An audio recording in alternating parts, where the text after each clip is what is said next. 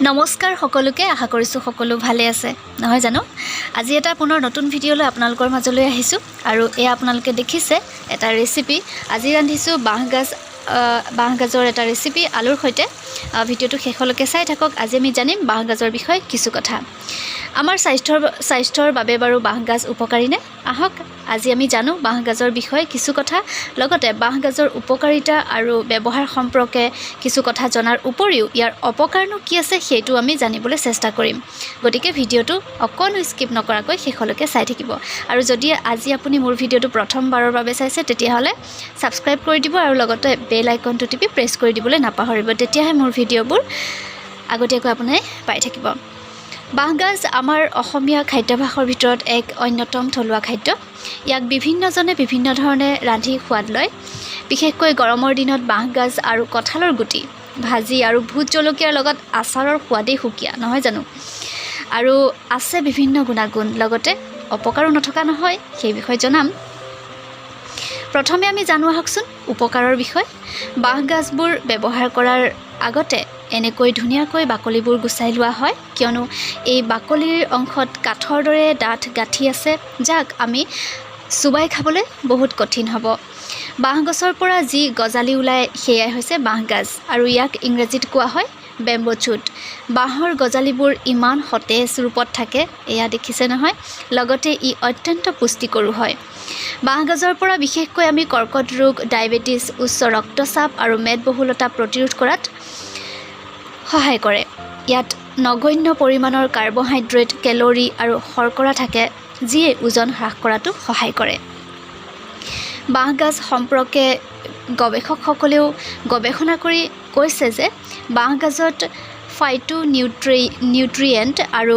Phytosterol থাকে যি শৰীৰৰ ক্ষতিকাৰক কলেষ্টৰল আঁতৰাই আমাৰ শৰীৰত তেজ পৰিষ্কাৰ কৰি ৰাখে লগতে গ্লুকোজৰ স্তৰ সন্তুলিত কৰি LDL কলেষ্টৰলৰ স্তৰ হ্ৰাস কৰে ইয়াত চৰ্বি আৰু কেলৰি থাকে অতি কম পৰিমাণে ইয়াৰ উপৰিও বাঁহগাজত খনিজ ভিটামিন থাকে যি আমাৰ শৰীৰৰ ৰোগ প্ৰতিৰোধ প্ৰণালী উন্নত কৰাত সহায় কৰে আৰু বাঁহগাজত থকা আঁহবোৰে আমাক হজম কৰাটো সহায় কৰে গৱেষকসকলে আকৌ কৈছে যে বাঁহগাজত এনালজেচিক আৰু প্ৰদাহজনক গুণাগুণ পোৱা যায় যি আলচাৰৰ চিকিৎসাৰ বাবে সহায়ক ইয়াৰ পৰা আহৰণ কৰা ৰসে আলচাৰ আৰু বাহ্যিক ঘাত সহায় কৰে আৰু এয়া বাঁহগাজখিনি ধুনীয়াকৈ চাফা কৰি টুকুৰা কৰি কাটি লোৱা হৈ গ'ল এতিয়া মই ভাগ কৰিছোঁ কাৰণ অলপ আচাৰ বনাব লাগিব আৰু অলপ আজি আলুৰ সৈতে ৰান্ধিম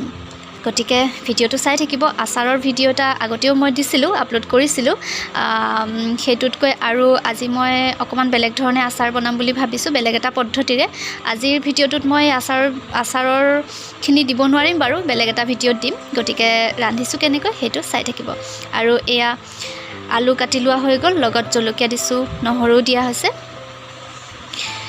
এনেকৈ টুকুৰাকৈ আলুৰ সৈতে একেই ষ্টাইলত কাটিছোঁ বাঁহগাজৰ ৰস ব্যৱহাৰ কৰিলে আমি যিকোনো বিষাক্ত প্ৰাণীয়ে কামুৰিলেও বাঁহগাজ খালে আমি উপশম পাব পাৰোঁ এই কথা উল্লেখ আছে আয়ুৰ্বেদ শাস্ত্ৰত আকৌ আয়ুৰ্বেদ শাস্ত্ৰত কৈছে যে বাঁহগাজৰ ৰসে বিষাক্ত পদাৰ্থ উলিয়াই দিয়াৰ বাবে ইয়াক ব্যৱহাৰ কৰাৰ পৰামৰ্শ আগবঢ়াইছে আয়ুৰ্বেদ শাস্ত্ৰই পৰম্পৰাগতভাৱে চীনা ঔষধে মহিলাসকলৰ সাধাৰণ প্ৰসৱৰ সময়তো কম পৰিমাণে বাঁহগাজৰ ব্যঞ্জন পৰিৱেশন কৰিবলৈ পৰামৰ্শ দিছে আৰু এতিয়া মই এয়া বাঁহগাজ ৰান্ধিবলৈ লৈছোঁ চাই যাওক কেনেকৈ ৰান্ধিছোঁ একেবাৰে সহজ পদ্ধতিৰে সদায় যেনেকৈ ৰান্ধি থকা হয় ঠিক তেনেকৈ ৰান্ধিছোঁ কোনো ধৰণৰ স্পেচিয়েল নাই কিন্তু মূল কথাটো হৈছে বাঁহগাজে আমাৰ কি উপকাৰিতা কৰে কি অপকাৰ কৰে সেই সম্পৰ্কেহে এই ভিডিওটোত জানিব পাৰিব বাঁহগাজৰ পৰা তৈয়াৰ কৰা ডিচেক্টন এটা মৌৰ সৈতে উতলাই দুবাৰ ব্যৱহাৰ কৰিলে শ্বাস প্ৰশ্বাসৰ ৰোগৰ পৰাও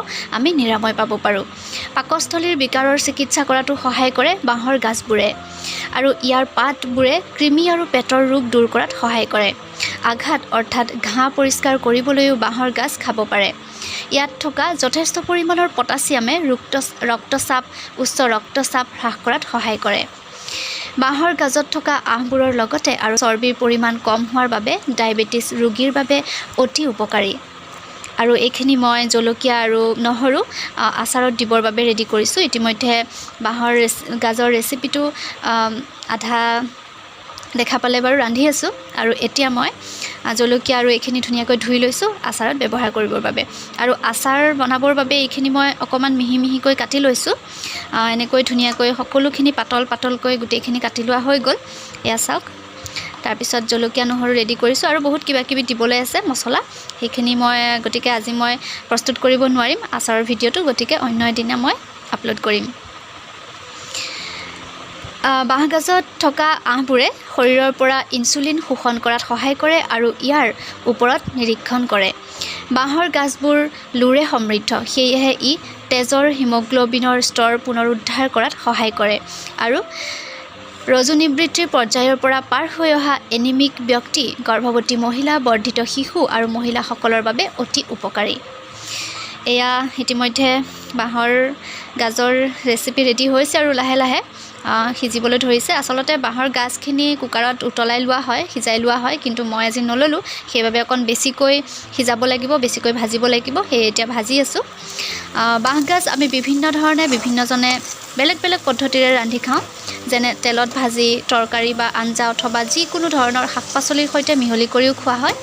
কেতিয়াবা আকৌ চালাডৰ লগতো কম পৰিমাণে যোগ দি খোৱা হয়। আচাৰৰ সোৱাদনো কি ক'ম, সকলোৱে জানেই কিমান সোৱাদযুক্ত। গতিকে আজি আমি বাঁহগাজ সম্পৰ্কে বিভিন্ন কথাই জানিলোঁ। বিভিন্ন ৰোগ নিৰাময়ৰ ক্ষেত্ৰতো যে বাঁহগাজ ব্যৱহাৰ উপযোগী সেই সকলোবোৰ কথা জানিলোঁ। কিন্তু ইয়াক ব্যৱহাৰ কৰাৰ ক্ষেত্ৰত আমি কেতিয়াবা সাৱধানো হ'ব লাগিব। অতি বেছিকৈও আমি ব্যৱহাৰ কৰিব নোৱাৰোঁ। যেনে অতি কম থাইৰয়ড ফাংচন, বৰ্ধিত থাইৰয়ড গ্ৰন্থি বা থাইৰয়ড টিউমাৰ থাকিলে বাঁহগাজৰ ব্যৱহাৰ নকৰিব বা নাখাব। আৰু যদি কৰিব বিচাৰে তেতিয়াহ'লে ডক্তৰৰ পৰামৰ্শ ল'ব।